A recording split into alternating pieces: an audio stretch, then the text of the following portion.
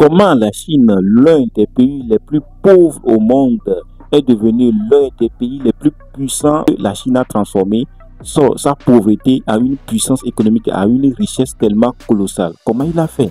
C'est cette stratégie-là que nous aussi, on va apprendre dans cette vidéo. Je suis parti les chercher et je vais partager ça avec vous. Toi aussi, tu vas regarder cette stratégie. Si c'est possible que nous aussi, on peut l'adopter au Togo pour qu'on puisse atteindre, comme la Chine, l'un des pays les plus puissants au monde. Si on peut atteindre ça, alors je t'invite de regarder cette vidéo jusqu'à la fin pour que toi aussi tu puisses voir ces stratégies, ces approches-là et me dire dans les commentaires si on peut les atteindre. Avant de commencer, je t'invite de liker cette vidéo, à t'abonner à cette chaîne et à activer la cloche de notification si ce n'est pas encore fait et à partager massivement cette vidéo à d'autres personnes car cela permettra d'aider plus de monde avec le contenu informatif de la vidéo et me motivera à produire encore plus pour toute la communauté. Maintenant que tout s'est dit, avant, si je me rappelais, lorsque nous étions un peu enfants, parce que je ne suis pas tellement vieux, on disait que les Chinois mangent du cafard, mangent du serpent, c'était leur nom. C'est les mangeurs du cafard. Pourquoi ils mangeaient du cafard? Ils étaient pauvres de telle sorte qu'ils n'arrivent pas à trouver à manger et ils mangent du cafard. Et ils sont tellement nombreux, ils sont tellement beaucoup qu'ils n'arrivent pas à subvenir leurs besoins. C'est ce qu'on disait de la Chine avant. Mais maintenant, qui peut parler de la Chine comme ça encore? Qui peut leur dire que c'est les mangeurs du cafard?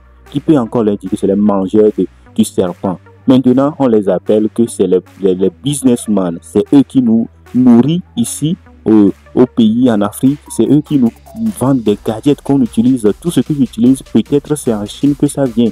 C'est eux qui nous vendent tout maintenant. On ne peut plus les appeler les mangeurs du cafard parce qu'on va avoir peur des retombées que la Chine peut nous pousser. Même les États-Unis ont récemment essayé, ils ont vu les retombées. Et nous, les pays tellement pauvres, qu'est-ce que nous peut faire? On va subir les conséquences. Alors comment ils ont fait pour transformer leur pays pauvre en une puissance économique comme ça? C'est ça qu'on va voir dans cette vidéo. Alors la première stratégie qu'ils ont utilisée, c'est la rigueur et la discipline. Ils sont tellement rigoureux. S'ils prennent un travail, ils le font à 1000%, à 10 000%. Et ils sont disciplinés. Ça veut dire que s'ils prennent quelque chose qu'ils vont faire, ils le font le jour jusqu'à ils vont atteindre leur rentabilité et leur accessibilité pour qu'ils puissent atteindre là où ils veulent aller. C'est-à-dire que s'ils ont dit qu'ils vont gagner 10 millions à la fin de l'année, ils travaillent à fond jusqu'à ils vont atteindre ces 10 millions. S'ils disent qu'ils vont construire 20 routes jusqu'à la fin de l'année, ils vont construire réellement ces 20 routes-là. Alors, ils sont rigoureux et disciplinés. Maintenant, lorsqu'ils sont rigoureux et disciplinés, c'est la première stratégie qu'ils ont utilisée.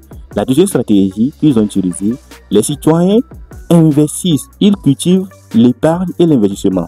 Au lieu que nous ici, nous on épargne pour aller acheter un terrain pour construire des maisons, au niveau de la Chine, eux, ils épargnent pour investir dans une entreprise, pour investir pour l'évolution de leur pays, pour investir pour construire, pour faire une évolution de quelque chose. Par exemple, lorsqu'ils investissent, ils peuvent investir dans la culture du riz, ou bien ils peuvent investir dans la culture de soja, ou bien ils peuvent investir dans l'élevage de poules, ainsi de suite. Mais nous, ici au Togo, nous, qu'est-ce que nous on fait? Nous, lorsqu'on épargne, c'est pour acheter un terrain pour construire notre petite locale, pour qu'on évite de payer les loyers, pour qu'on ne veut pas avoir de problèmes à l'avenir. Mais en temps normal, l'épargne qu'on on devait l'investir sur quelque chose qui peut nous encore rapporter de l'argent.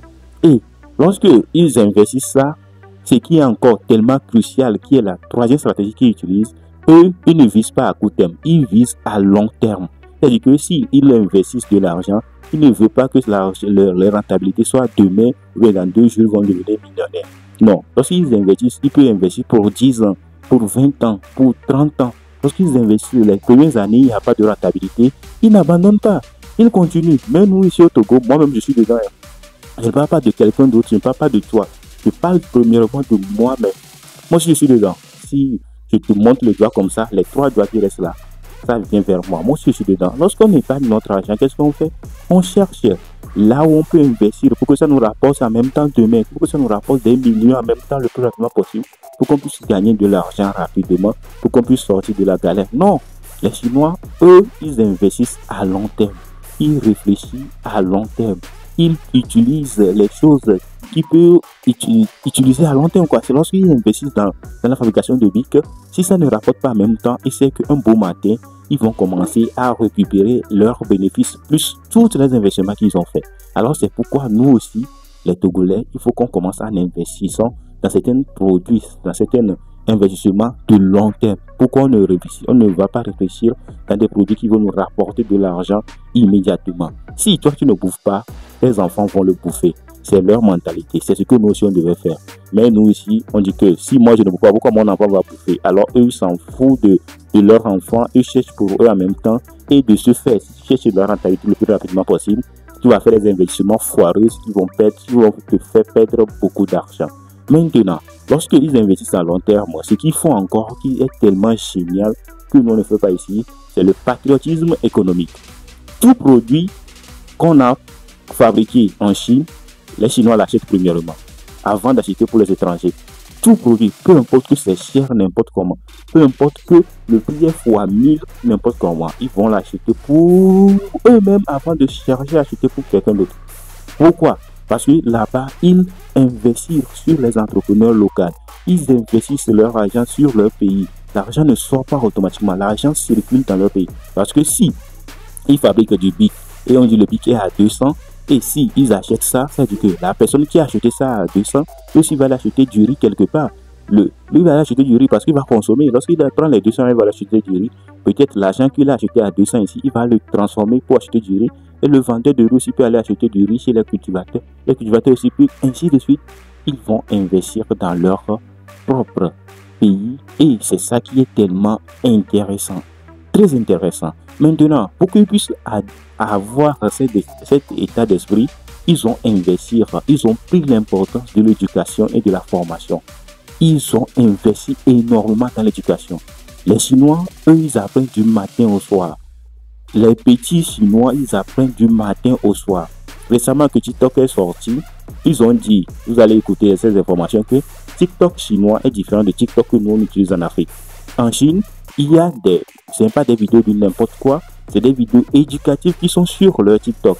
Alors, tu vas voir que chez eux, ils investissent beaucoup au niveau de l'éducation et de la formation. Alors, pourquoi nous ne pas adopter ça? On ne pas créer des applications qui nous permettent de partager des informations éducatives en ligne pour que tous nos citoyens puissent avoir accès à ça et puissent comprendre certaines choses que d'autres personnes ne comprennent pas.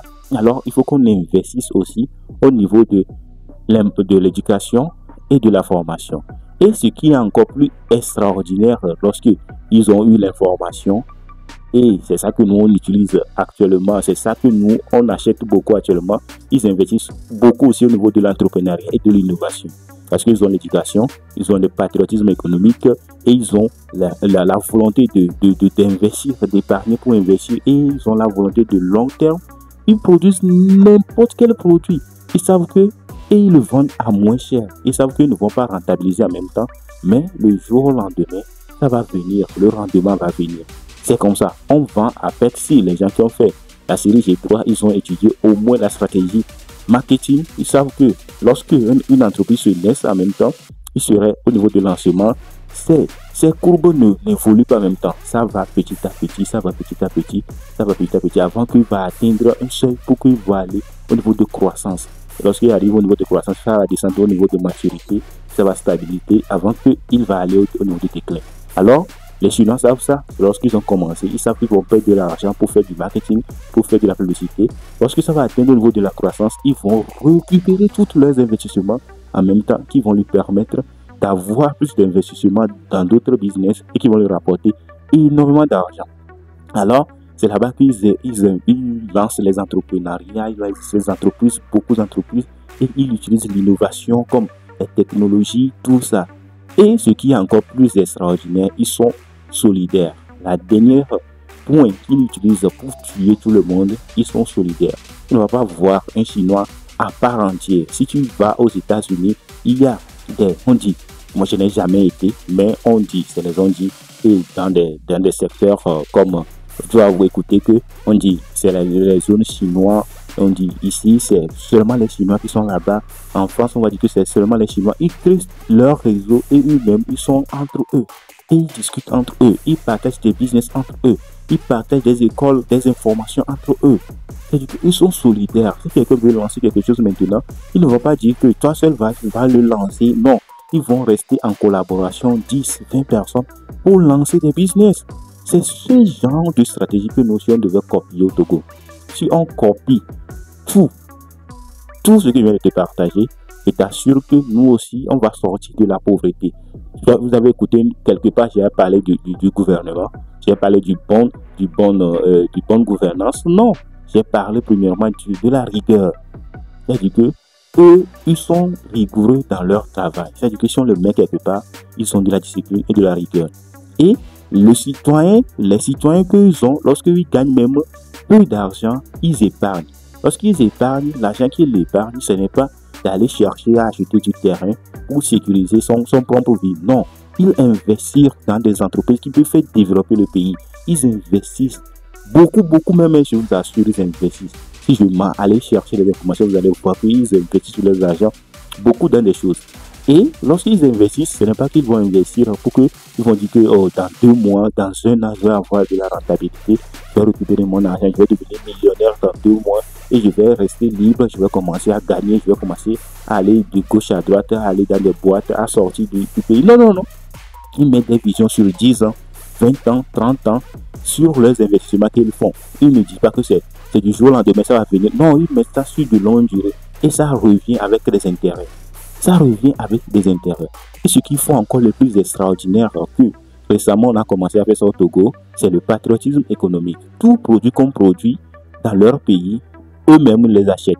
Mais ici, si on dit qu'on a produit ce bic ici au Togo, on dit que le bic est à 200, les gens vont dire que c'est cher. On voit que Chinedo, on le vend à 150. Pourquoi pour le Togo, on va vendre ça à 200? Mon frère, au Togo, on n'a pas des machines ni des ressources que les gens qui ont produit Chinedo ou bien le bic qu'ils ont produit, nous on n'a pas ces ressources-là. C'est par rapport à notre ressource avec nos capacités qu'on a pu faire ça. Alors c'est pour ça que tu vas investir, tu vas acheter le bic pour que nous aussi on puisse atteindre leur seuil, pour que nous aussi on puisse fabriquer des bics pour vous à moindre coût. Si tu n'achètes pas ça à 200, pour que nous aussi on puisse développer notre business, pour que ça évolue, ça prend de l'ampleur, pour qu'on puisse acheter des machines plus sophistiquées pour produire le plus rapidement possible en grande quantité, pour que nous aussi on puisse vendre ça facilement et moins coûteux. Comment? C'est toi qui vas investir premièrement pour que nous on puisse gagner de l'argent, pour qu'on puisse le faire. Si toi tu dis que c'est trop cher, tu ne vas pas acheter, tu vas acheter pour les concurrents. Tu vois que là-bas, ça tue automatiquement. Lorsque ça tue automatiquement, au niveau de l'importance de l'éducation et de la formation, qui va investir? C'est l'État qui investit. C'est l'État qui va investir là-bas. En utilisant quoi? En utilisant l'impôt. Lorsque vous faites le patriotisme économique, vous achetez les produits, les sociétés qui produisent les bics, eux aussi vont payer l'impôt, beaucoup d'impôts. Parce qu'ils vont payer l'impôt, eux vont utiliser pour investir au niveau de l'éducation, au niveau de la formation. Lorsqu'ils utilisent pour investir au niveau de l'éducation et de la formation, automatiquement ça va dérouler au niveau de l'entrepreneuriat et de l'innovation parce qu'ils ont appris tout ça à l'école. Lorsqu'ils ont appris tout ça à l'école, leurs parents sont solidaires entre eux, faire des choses, discutent entre eux. Nous en Afrique, nous sommes solidaires, mais maintenant c'est une autre solution, une autre solidarité. C'est la solidarité des soulards ou bien la solidarité des mangeurs que nous sommes ici maintenant en Afrique, au Togo. Alors il faut qu'on change cette mentalité-là. On utilise les stratégies que nous ont utilisées pour faire développer leur pays. Et nous aussi, on va être l'un des pays les plus puissants au monde. C'est ça que moi je veux. Si un beau matin on dit que le Togo est l'un des pays les plus puissants au monde, waouh, ça me ferait extrêmement plaisir. Même si je ne suis plus dans ce monde et mes enfants ont pu accéder à ça, ça me ferait énormément plaisir. Alors, nous sommes arrivés à la fin de cette vidéo. Cette vidéo t'a plu, je t'invite à me lâcher un pouce bleu et à t'abonner à cette chaîne et activer la cloche de notification si ce n'est pas encore fait. Et à partager massivement cette vidéo à d'autres personnes, car cette vidéo peut aider d'autres personnes à avoir conscience que nous aussi, notre pays peut atteindre une seuil de puissance économique un beau matin. Alors, on ne rêve pas, il faut qu'on bosse, une femme disciplinée. Un beau matin, ça va arriver. On se retrouve à très bientôt pour une nouvelle vidéo.